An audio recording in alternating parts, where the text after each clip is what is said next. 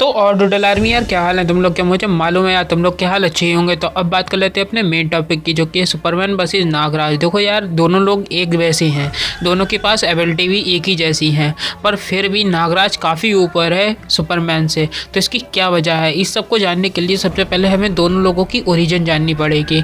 अब देखो यार, काफ़ी सारे लोग कहते हैं कि सुपरमैन से जो है नागराज को कॉपी किया गया है। अब ये भी कहीं से कहीं तक मैच नहीं होता, क्योंकि दोनों लोगों की ओरिजिन में ज़मीन आसमान का अंतर है। अगर आप लोग जानोगे तो आप लोगों को पता चलेगा। तो चलो यार शुरू करते हैं। तो बात करें अगर नागराज की, तो नागराज की ओरिजिन कुछ इस तरह से। तक्षक नगर का एक राज्य था जिसमें तक्षक राज और ललिता राज करते थे। एक दिन ललिता अपने छोटे भाई के साथ में नागदेव की पूजा के लिए जाती हैं। उनका छोटा भाई इतना ज़्यादा हरामी था कि उसने पूजा की प्लेट ही बदल डाली, उसमें सड़े हुए आम रख दिए थे, जिस वजह से नागदेव क्रोधित हो जाते हैं और क्रोध के कारण वो ललिता को डस लेते हैं। क्योंकि ललिता माँ बनने वाली थी, तो उनका लड़का जो होता है वो हल्क की तरह हरा हो जाता है और उसके अंदर कोई भी जीवन की शंकाएं नहीं दिख रही थी। तो इस वजह से हिंदू रिचुअल्स के हिसाब से उसको नदी में बहा दिया जाता है। नागदेव कालजाई, जिन्होंने ललिता को डसा था, वही मणिराज और मनिका के सपने में आकर उन्हें बताते हैं कि उन्हें एक बच्चे को बचाना है जो नदी में बह रहा है।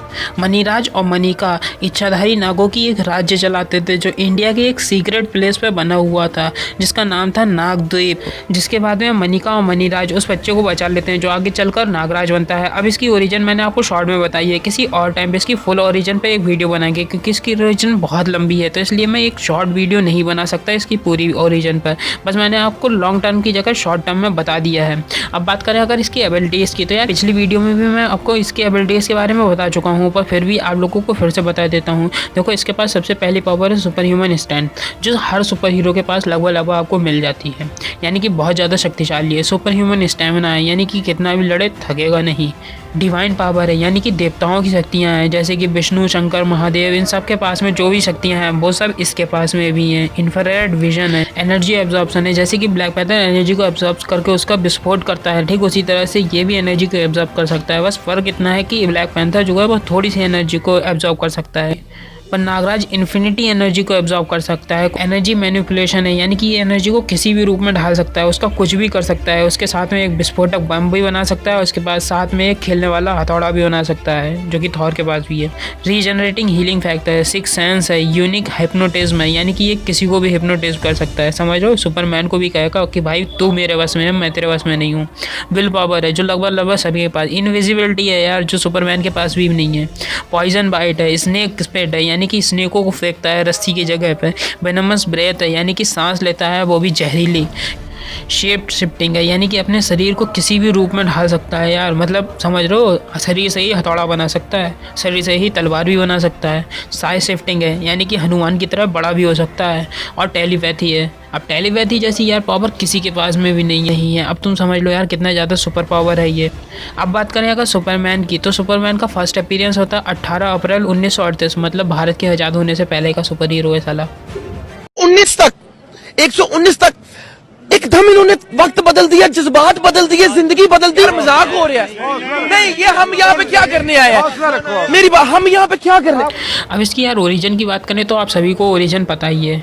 इसका असली नाम होता है कार्लिल। इसको एक दूसरे प्लेनेट से यहाँ पर भेजा जाता है, जिस प्लेनेट का नाम होता है क्रिप्टन।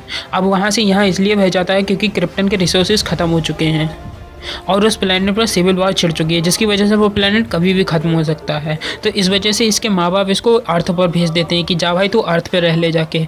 अब क्योंकि ये दूसरे प्लेनेट का था, इसलिए इसके पास में ज़्यादा शक्ति थी। अगर उस प्लेनेट के और भी बंदे आ जाए ना, तो उनके पास भी सेम शक्तियाँ होंगी जो इसके पास में ही हैं।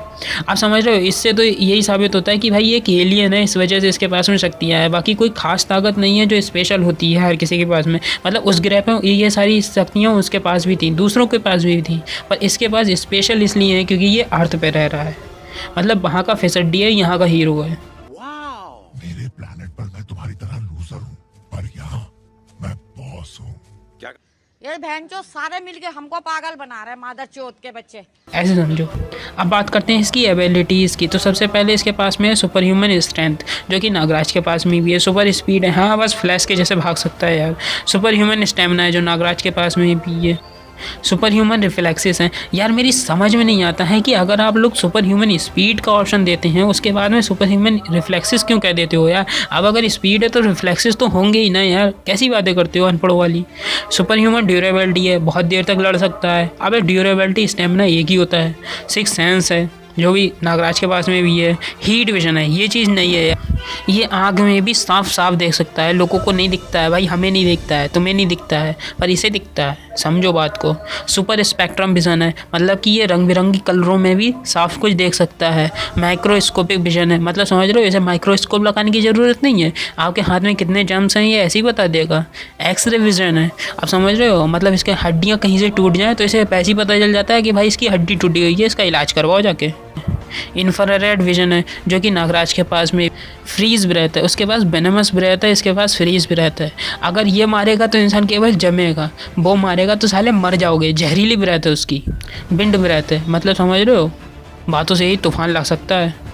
रैपिड हीलिंग फैक्टर है, साला मेरी समझ में नहीं आता कि इंसान नाम चेंज करके साबित क्या करना चाहता है। अबे उसके पास में हीलिंग जनरेटिंग फैक्टर है, इसके पास में रैपिड हीलिंग फैक्टर है। साले मतलब तो दोनों का एक ही होता है, क्यों बार बार जनता को कन्फ्यूज़ करते हो यार। तो बस यार आज की वीडियो में इतना ही, मिलेंगे अगली वीडियो में, तब तक के लिए गुड बाय।